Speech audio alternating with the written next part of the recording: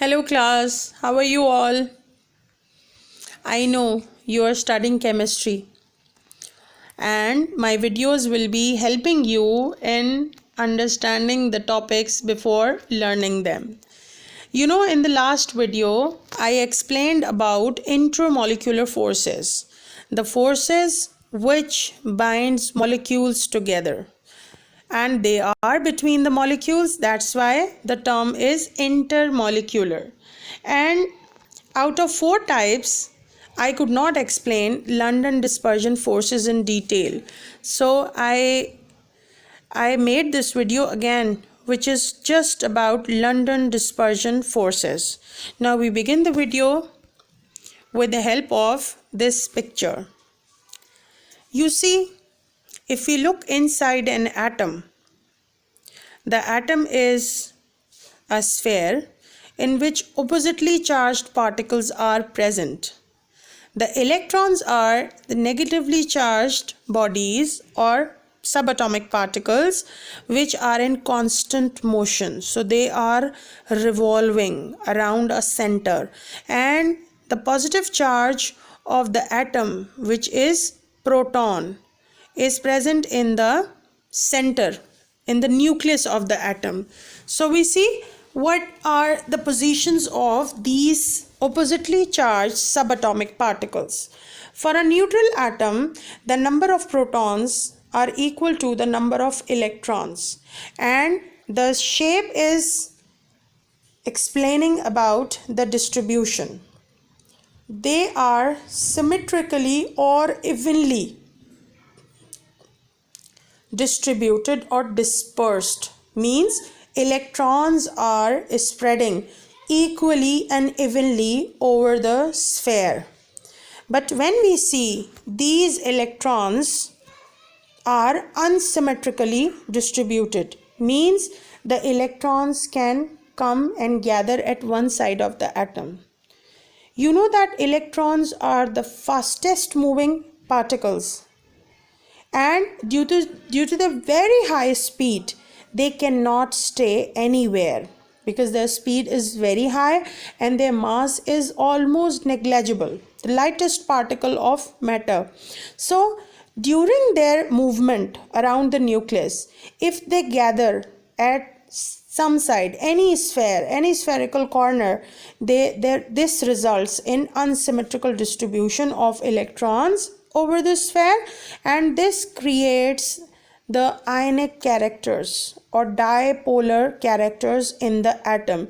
So you see this side of the atom where electrons are gathered, the slightly negative charge is arrived, and the opposite side of the sphere where no electrons is available, so this side of the atom is vacant. So this side no electron is present, that's why slightly positive sign is there. So this is how the movement of electron or distribution of electrons around the nucleus can be the reason for the polar nature or dipolar nature in the atom. Now we see another diagram which is explaining how electrons are unevenly distributed in the atom, resulting in the dipole nature in the neutral atom. Like this sphere, the electrons are gathered at this side, making slightly negative sign. But the other side of the sphere where no electron is present, this side means no electron means no negative charge. So this side is assigned with slightly positive character. This is instantaneous, means it happens quickly. And due to this unequal distribution of this atom number 1, suppose this is atom number 1, another neutral atom is also disturbed. When we liquefy gases, the gases are non-polar in nature. When the gases are liquefied, they come closer. And when these non-polar molecules come closer, at any instant when the electrons come closer, they start making dipolar nature. So this is how the electrostatic forces of attraction between non-polar molecules are also possible. Now we learn the definition first. These forces are also called as instantaneous dipole induced forces. Instantaneous means फौरी तौर पे, at any time, and induced means due to this uneven distribution dipolar nature, another molecule is also becoming dipole. This is what called as induced. So we begin the definition first. The momentary force of attraction created between instantaneous dipole and the induced dipole is called as the London dispersion forces. In this picture, I have shown two non-polar molecules like a gas. Both of the spheres are non-polar. There is no polar dissociation, there is no dipole. The nucleus is in the center and the electrons are around it, evenly distributed. But when one atom gets closer with another one, due to electronic repulsion, electrons of these atoms go at the far side, and due to this distance, like in this atom, electrons are gathered here, and due to this gathering, the other sphere is electrons are repelled at the other side, creating two poles, two opposite poles. So the positive sign of one atom is attracted by the negative sign on another atom. So the instantaneous dipole is inducing the dipole in another atom, and as a resultant, the instantaneous dipole is polarizing the non-polar molecule also, resulting London dispersion forces. Now few more things to know about it, that these forces are present in all molecules which are non-polar, and the strength of this London dispersion forces increases with the polarizability. So first we understand polarizability. You know, the atom is positive and negative sign. So in the center lies the positive charge.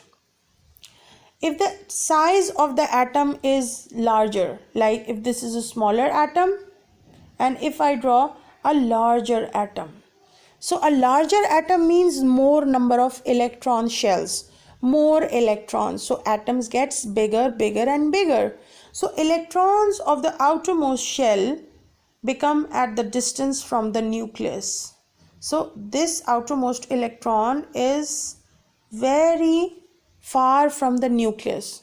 So the movement of this electron is very easy because it's far from the nucleus. So these electrons can change their places very easily. So they can polarize them very easily.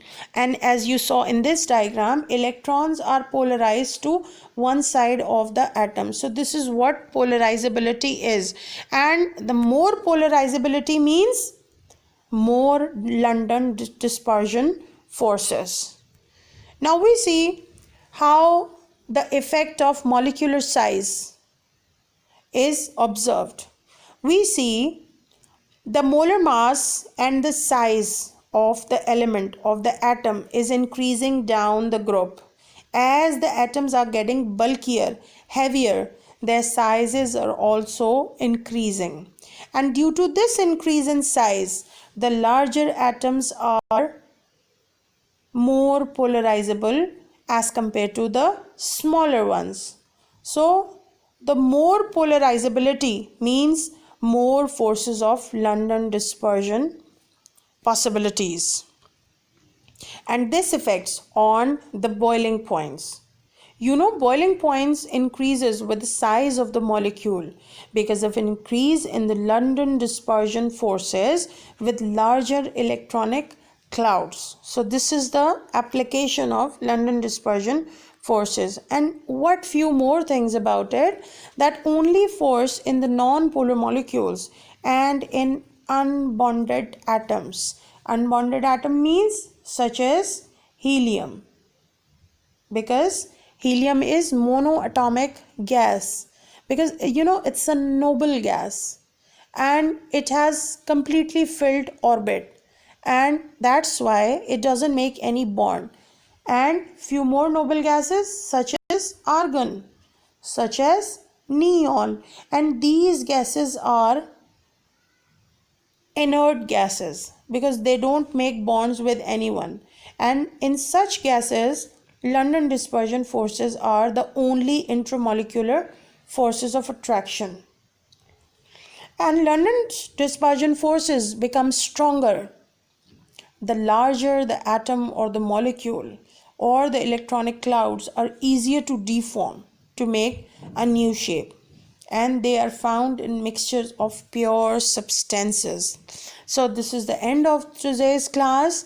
I believe that I have explained enough about these forces, and I have tried to give you attractive and easy relevant examples which can be your question, which can be the important short questions in your paper. So just watch the video, listen it carefully, and read the topic thoroughly from the book to learn it well. Thank you, class. God bless you. Take care.